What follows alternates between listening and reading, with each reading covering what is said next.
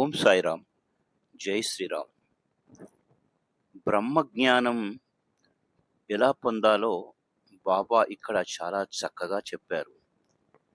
ఆ యొక్క కథ వినాలంటే మీరు వీడియో పూర్తి వరకు చూడగలరు.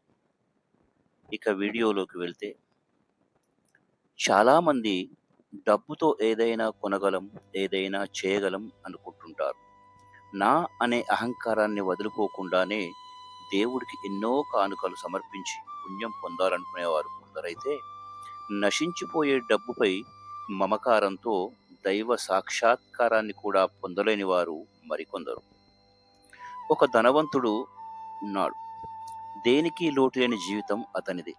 బాగా సంపాదించిన ఆస్తిపరుడు. బాబా గురించి విని బ్రహ్మజ్ఞానాన్ని పొందాలని షిరిడీ వచ్చాడు. మసీదులో అడుగు పెడుతూనే, బాబా, బ్రహ్మజ్ఞానాన్ని ఇస్తావని తెలిసి నిన్ను వెతుక్కుంటూ వచ్చాను. తొందరగా వెళ్ళిపోవలసిన పని ఉన్నది. అందుకే రాను పోను టాంగా కూడా మాట్లాడుకున్నాను. త్వరగా బ్రహ్మజ్ఞానాన్ని ప్రసాదించవు అంటూ బాబా కాళ్ళపై పడ్డాడు. అలాగే నాయన, చాలా సంతోషం. నాదంతా నగదు వేరమే, కానీ అరువు కాదు. ఎంతోమంది సంతానం, ఉద్యోగం, ఆరోగ్యం, రోగ నివారణ కోసం నా దగ్గరికి వస్తుంటారు. కానీ నీలా బ్రహ్మజ్ఞానం ఇవ్వమని కోరిన వారెవరూ లేరే. అలాగే ఇస్తాను, రా కూర్చో అన్నారు బాబావారు. ఇంతలో బాబా అతన్ని నెమ్మదిగా మాటల్లో దించారు. ఒక పిల్లవాడిని దగ్గరకు పిలిచి, నందు, మార్వాడి దగ్గరికి వెళ్ళి 5 రూపాయలు చేబదులు అడిగి తీసుకొనిరా అని బాబా పంపారు. ఆ కుర్రవాడు వెళ్ళి తిరిగి వచ్చి నందు లేడని చెప్పాడు.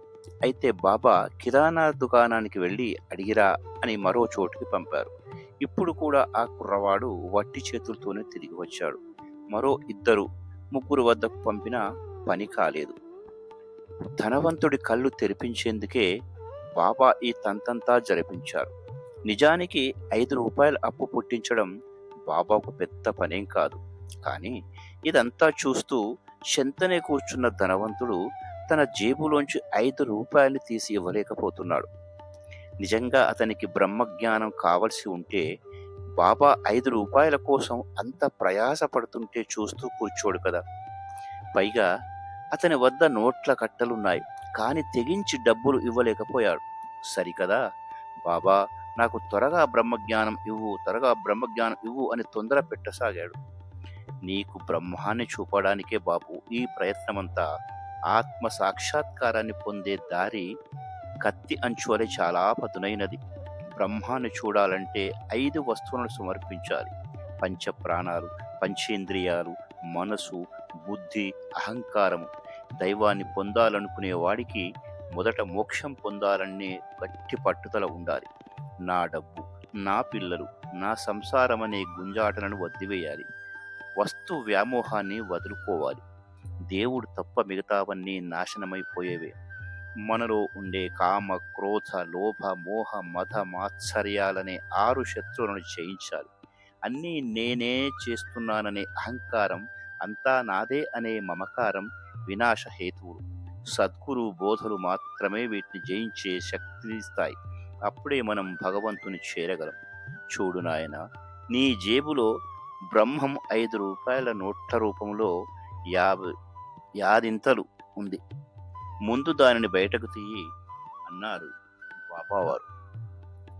ఆ పెద్ద మనిషి తన జేబులోంచి నగదును తీశాడు. సరిగ్గా బాబా చెప్పినట్టే ఆ మొత్తం రూపాయలు 250 ఉంది. బాబా సర్వజ్ఞత కళ్ళకు కట్టడంతో ధనవంతుడు బాబా కాళ్ళపై పడ్డాడు. అప్పుడు బాబా మళ్ళీ ఇలా చెప్పడం ప్రారంభించాడు. నాయన, ముందు నీ నోట్ల కట్టలను చుట్టిపెట్టు. పేరాశ, లోభాన్ని వదలనంత వరకు నువ్వు నిజమైన బ్రహ్మాన్ని చూడలేవు. అభిమానమనే భ్రమ, ధనమనే వ్యామోహం, దుఃఖమనే సుడిగుండాన్ని సృష్టిస్తాయి. అది అసూయ, అహంకారమనే మొసళ్లతో నిండి ఉంటుంది. కోరికలు లేనివాడే ఈ సుడిగుండాల్ని దాటగలడు.